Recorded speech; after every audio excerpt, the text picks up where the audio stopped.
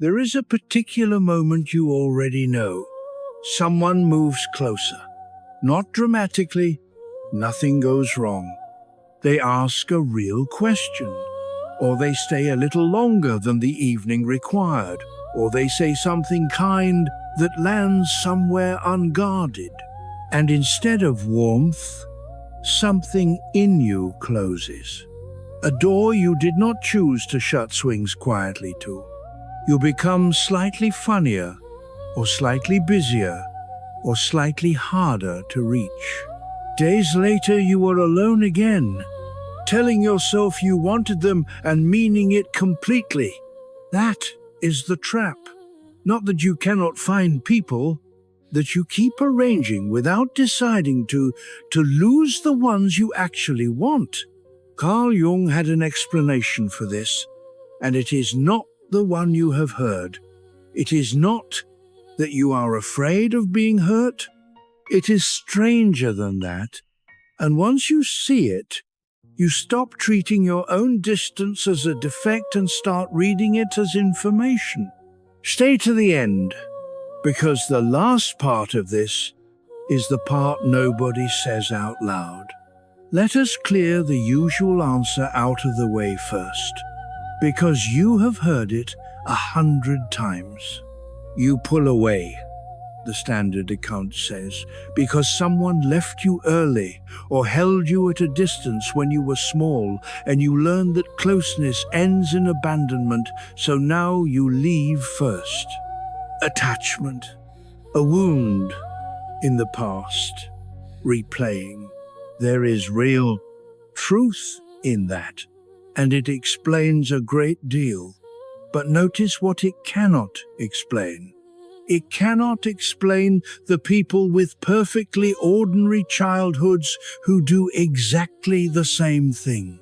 It cannot explain why the pulling away so often arrives at the good moment, not the bad one, not after a fight, after a night that went well.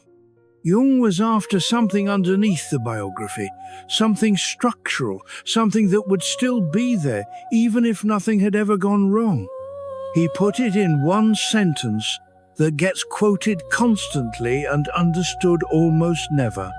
The meeting of two personalities, he wrote, is like the contact of two chemical substances. If there is any reaction, both are transformed. People print that on wedding cards. They should read it more carefully. It is not a compliment. It is a description of a cost. Chemistry does not mean two things sit beside each other glowing. It means neither substance survives the meeting unchanged.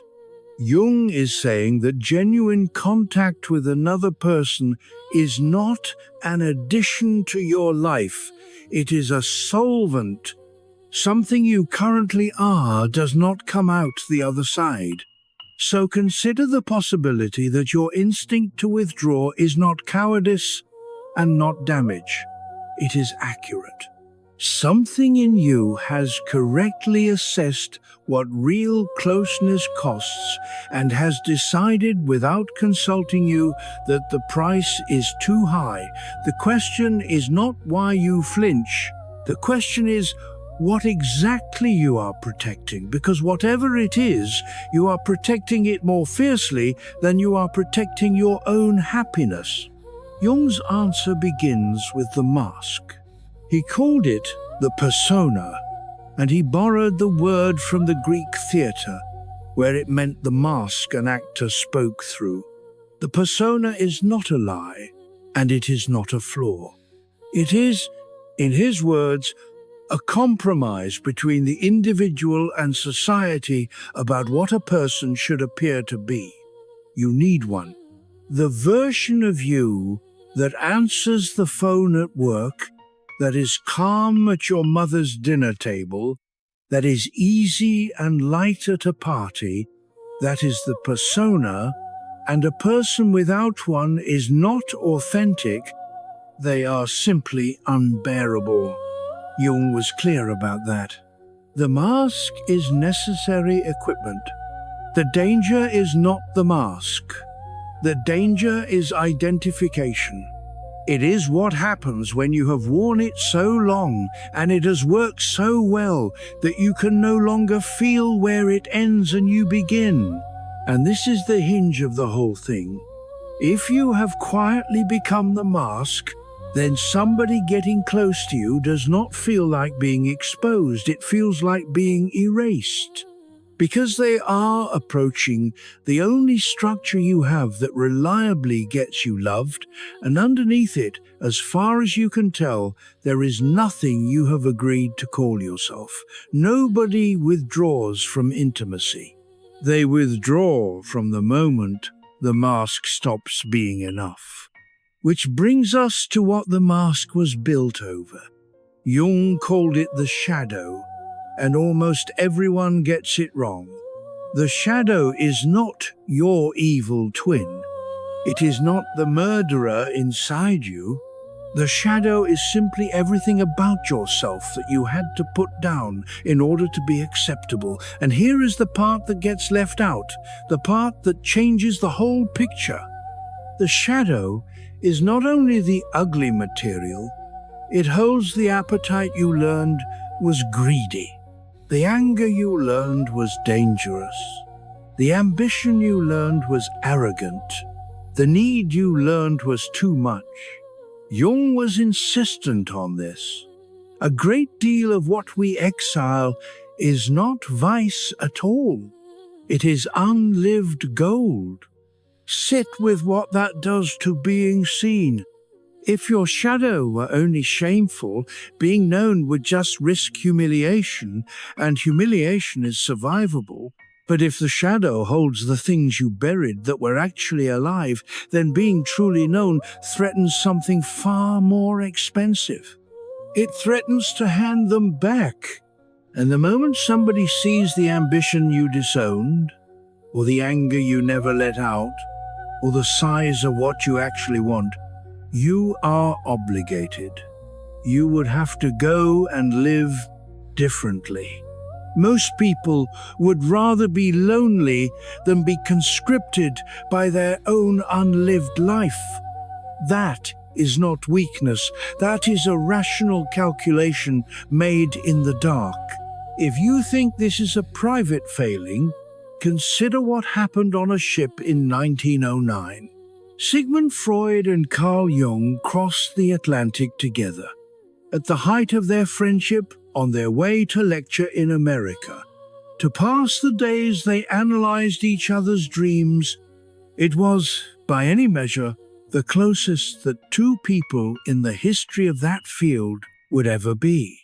Then Jung pressed Freud for a personal detail, the private material behind one of his dreams, the thing that would have made the analysis real. Freud looked at him and refused. He said he could not risk his authority. Jung wrote later that in that instant, Freud lost his authority for him completely. The friendship never recovered its footing, and within a few years, it was over. But do not miss the second half of that story, because Jung tells it on himself, and it is the more honest half. During the same crossing, Jung recounted his own now famous dream of the many-storied house.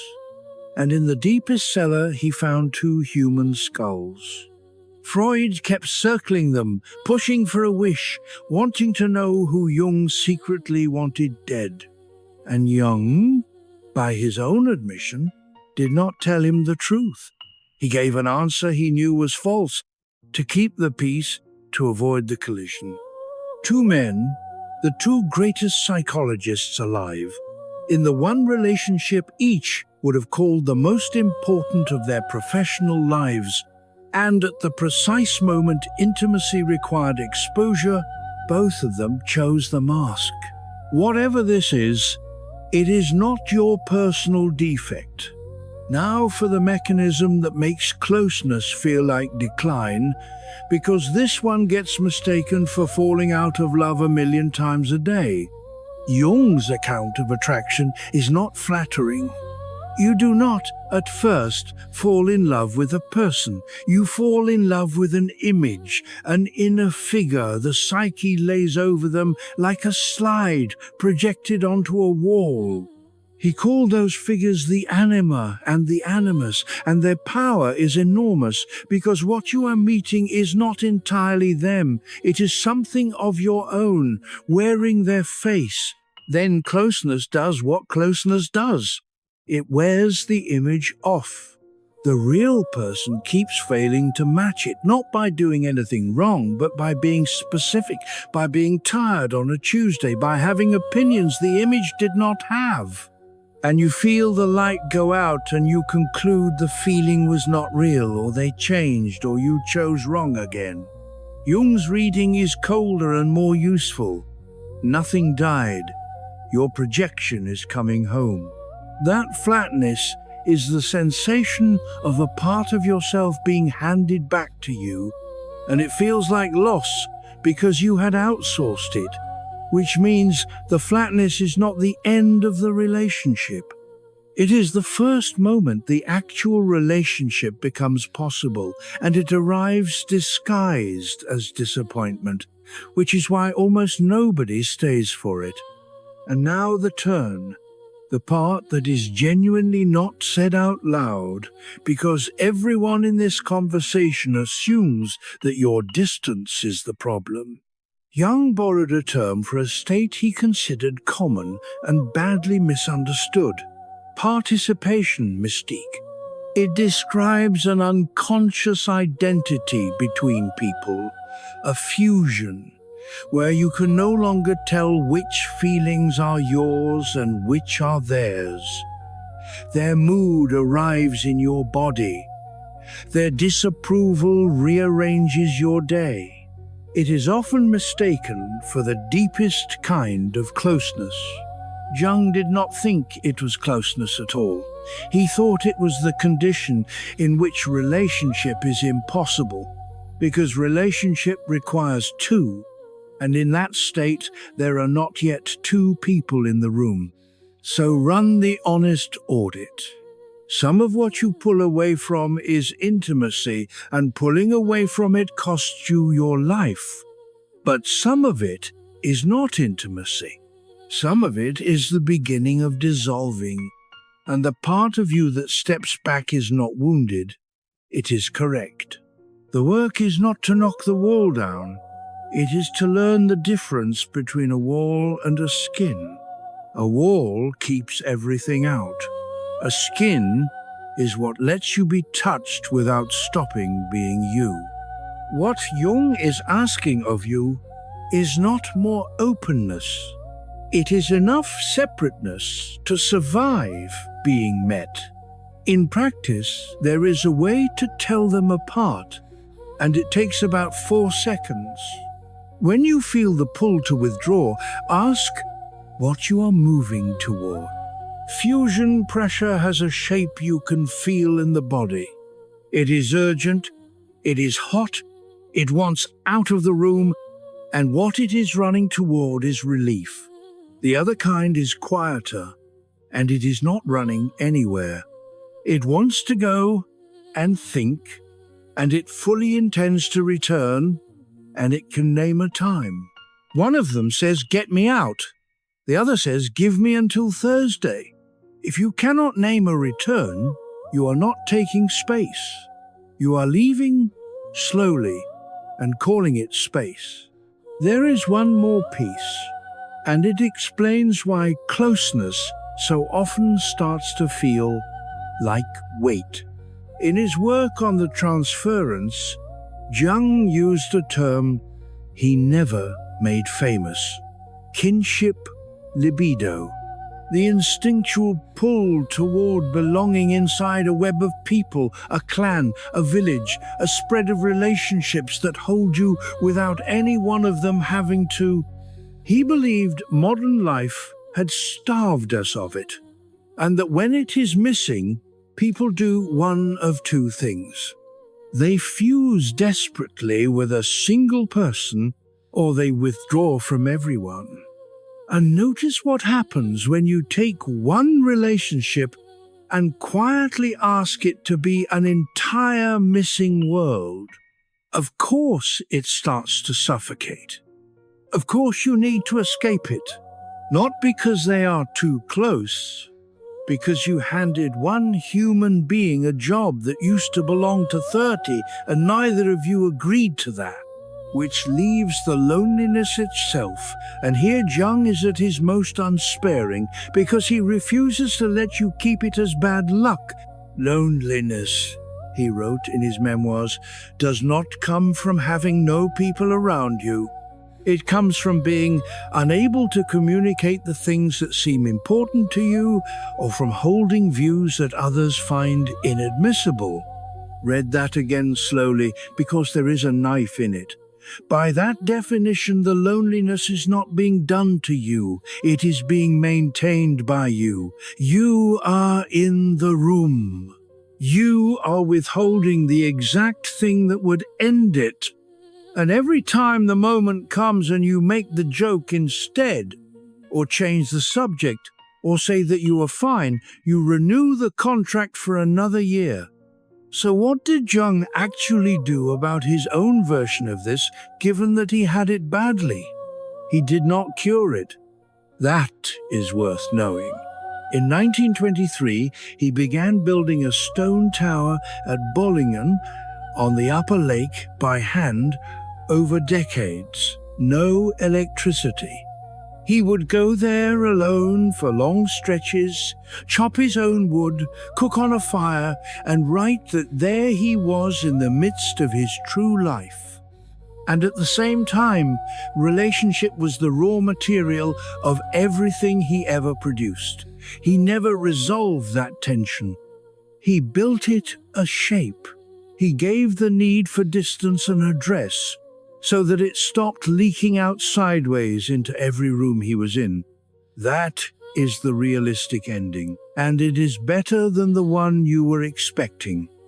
You are not going to be argued out of needing distance. The goal was never to become a person with no walls. The goal is to stop using distance as a hiding place, and start using it as a place you go and then come back from. Distance you choose is solitude. Distance that chooses you is the trap, and this is where Jung leaves it, in a passage that explains the whole thing at the root. He observed that we are all quite prepared to be generous. We forgive an enemy, we feed a beggar, we love our neighbor.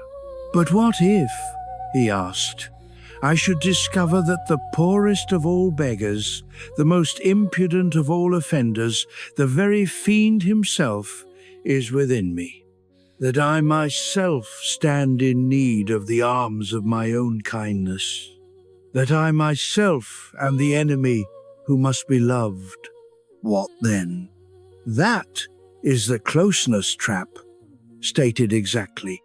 You cannot let another person love a self that you have not yet agreed to meet. Every time someone gets close, they are not asking you to trust them.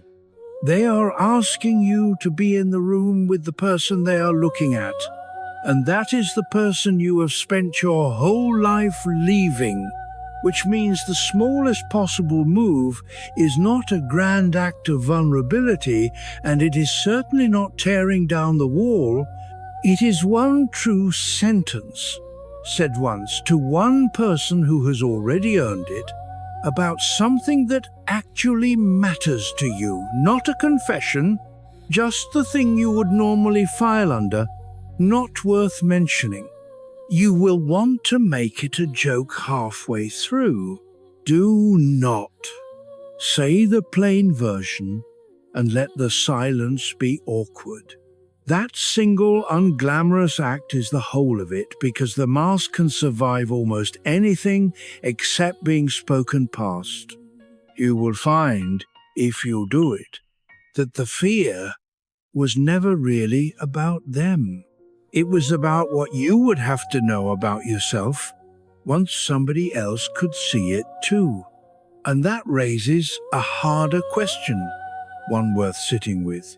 If the thing you have been defending all this time is a mask, then who exactly has been wearing it?